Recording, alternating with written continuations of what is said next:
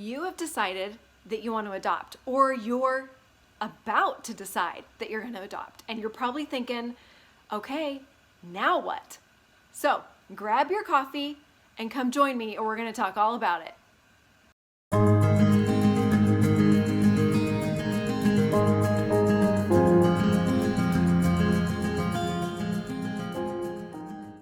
All right, so now what, right? But before we get to the now what, let's talk about your road that brought you here, because going into adoption, you got to put on your big girl, your big boy panties, and you got to be ready. It is what I call my pregnancy, going through the adoption process.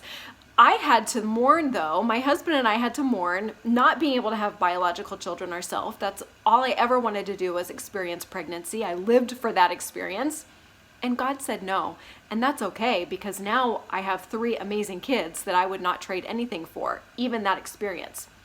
So whatever your experience is that has led you to this point, make sure you've gone through it. Make sure you have grieved, you have celebrated, whatever it is. If that's your journey, even if it's you have bio kids and you're just ready for the next chapter, be ready for this next chapter, because y'all, it is a ride. It is worth it, but it is a ride.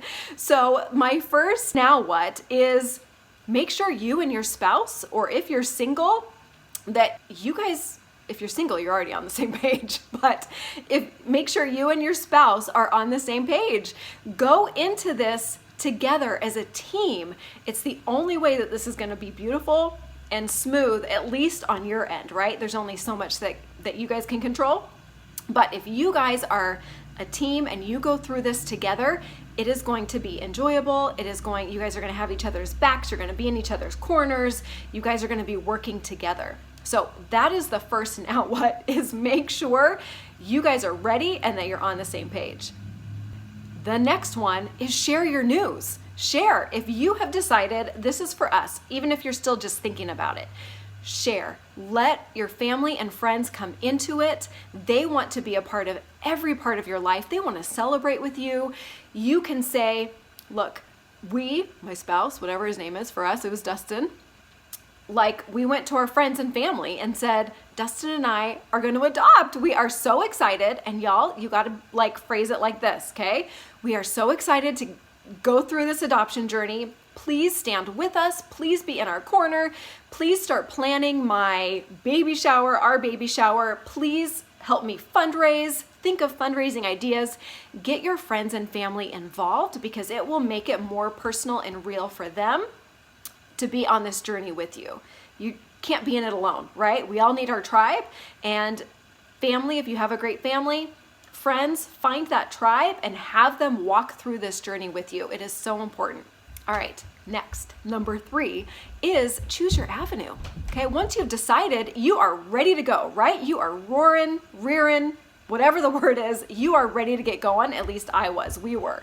So there are a whole bunch of different avenues that you can choose to adopt. You can do it locally through foster care. You can do it domestically, which is in the US. You can do it overseas. So choose which way. Choose the way you want to do it. Do some research, figure out what's best for your family, and make that decision.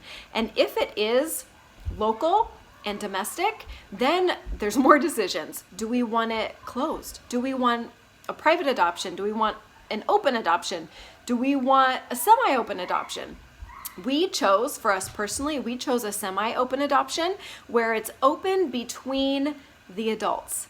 And when the kids are old enough and at the right age, then there can be communication and relationship between kid and birth family.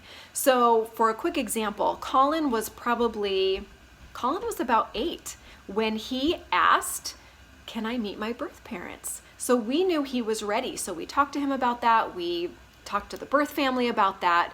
We decided to move forward with that, and it has been the most beautiful thing. Before that, it was us and birth family communicating, sending pictures, all of that stuff. So you have to decide what is comfortable with your family and what boundaries are you going to have in place. Like for us, the boundary was protecting our kids until they understood things. So that's why we loved the idea of open adoption between the adults until the kid can ask. So closed adoption means there's no communication. Either way, semi-open is that what we were doing. Open is that there is total open communication, visits, everything between all the parties. So decide for you what's going to be best. All right, you've made your decision. So now you research. You decide, what agency do I want to go through? What overseas agency, what local agency, what agency in the US do I want to use? You choose, you do your research, and you choose what works best for you and your family. For us, we used Lifetime Adoption Center. They are not paying me to say this. We will use, if we ever want to pursue adoption again, for one, y'all, we will never say no to a child. But two, we're getting too old to pursue it. So we used them, and we would recommend them to the moon and back forever. They were amazing. Lifetime Adoption Center. They are based in California, Northern California, and they are a facilitator. So they match up, they counsel birth moms. They don't even show a birth mom potential adoptive families until she has been counseled extensively. They have screened her extensively, and the birth families that change their mind rate is extremely low compared to the rest of the nation. So we loved them. They are very wise. They are Christian based. So look into them if you don't have someone to look into. Again, they are not paying me. We just love them to the moon and back. So choose, research what agency you want to feel at home with the agency. You want to trust the agency or lawyer or whoever you're going to use. You want to know that they have your back and that they want your best interest, that they're not just in it for a paycheck or a little tally mark at the end when it's done. All right, number 5, once you've figured out who you want to go with, apply. You have to apply to all of them. You apply, you fill out their questionnaires, you pay them money, and then you start working with them. So once you apply, you kind of just wait until they accept you, or if they don't accept you, I don't know why they wouldn't, but then you go to someone else. So I would say, have your top 1, 2, 3 agencies, apply to the first 2, and then wait and see. Next is know what's required of you. With every adoption, whether you are adopting through foster care or private or overseas, you have to have a home study. So a home study is where a social worker, a licensed social worker, comes into your home.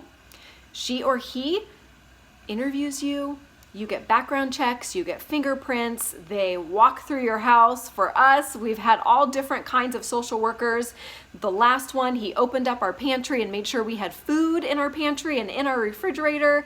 They look at your bank statements, they get references and recommendations from your friends. They have to say, yeah, I think Dustin and Tami are going to be good parents, and they fill that out. You don't ever get to see that, it's confidential, but you give them about 5 names and they reach out to those families, they ask them about you, and then that's part of the process. That can be a little nerve-wracking too sometimes. Next, you hire a lawyer. In private adoptions and in foster care adoptions, I believe, you have to hire a lawyer also. But with a private adoption, it is customary to pay for not only your lawyer fees, but the lawyer fees for the birth family. So you hire an attorney for yourself, for your family, and oftentimes it's a flat fee or a flat fee and hourly. You have to work with your lawyer to see what their kind of adoption package is, and oftentimes they will go ahead and hire the attorney for the birth family. So that way, that attorney will hire someone who he has a good rapport with, so they can work really well together. So go into it asking your lawyer if he will also hire the birth family's lawyer.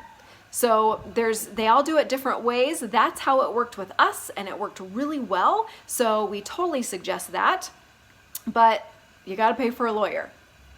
If you are going through an agency where you are getting matched up with a birth family, you got to put packets together. You put a packet together saying, we are rad and look how much fun we are. So make sure you have professional pictures taken. You have pictures of your life, casual pictures, professional pictures.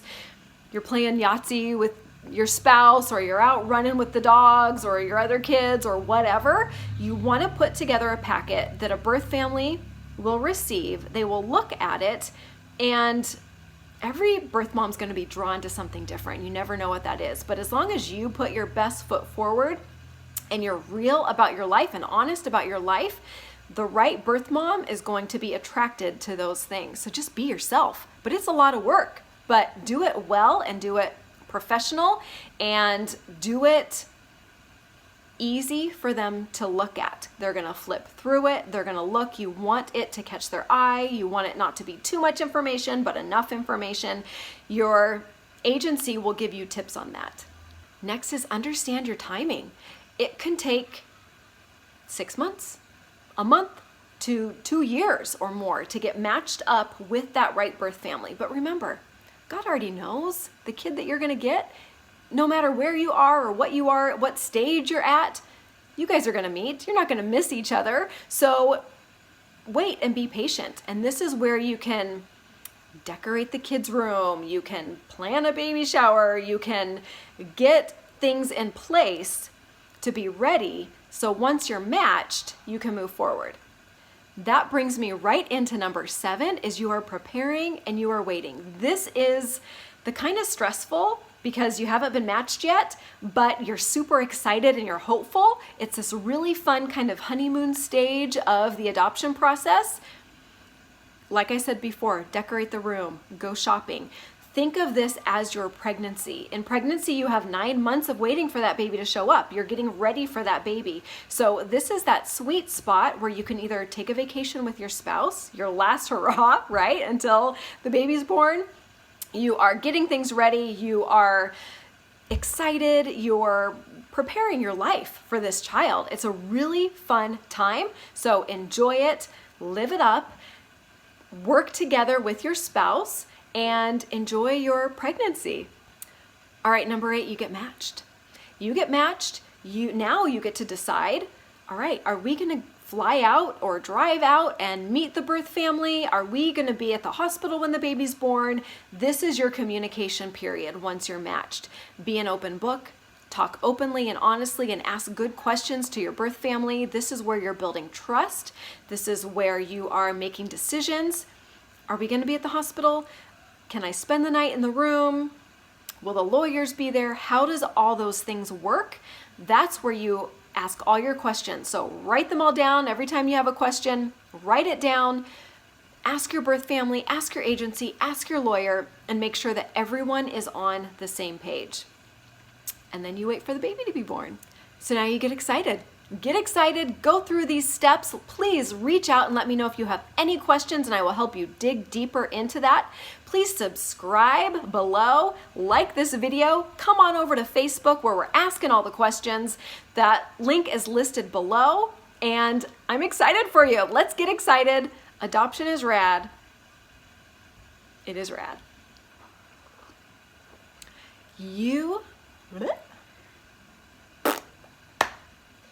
If I can talk? Do I have anything else to say? I don't think so. Hey now, take a step outside and seize the day.